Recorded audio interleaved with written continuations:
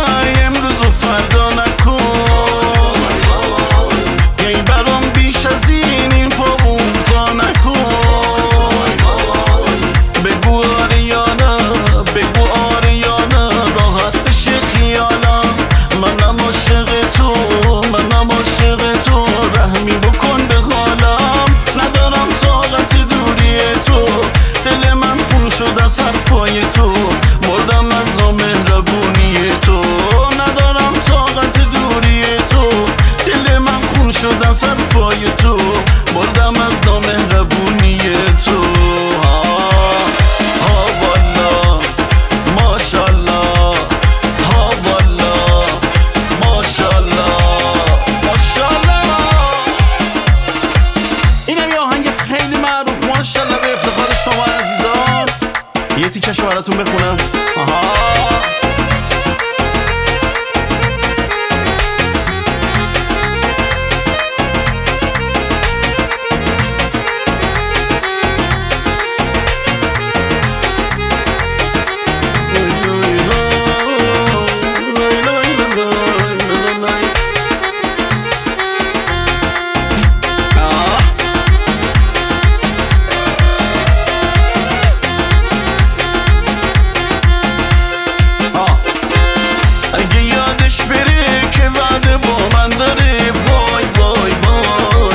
دل بیچارمو به دست غم بسپاره، وای وای وای. ای خدا بهار اومد گل من نیومد، وای وای وای. فصل کشت و کار اومد یار من نیومد، وای وای وای. دل من شکسته طاقت نداره والا، دل من شکسته طاقت نداره والا، دل من شکسته طاقت نداره والا.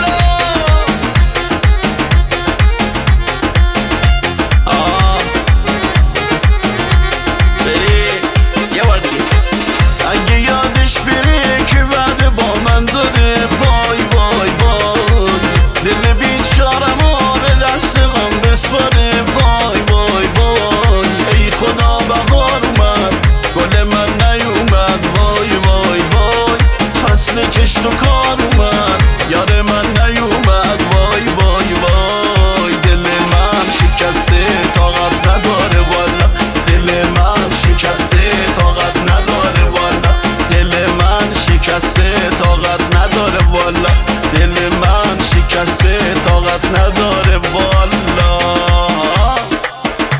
خب این آهنگ بسیار زیبارم تقدیم میکنم به وجود نازنینتون. شادی و سلامتیتون آرزوی منه. شاد باشید دوستان.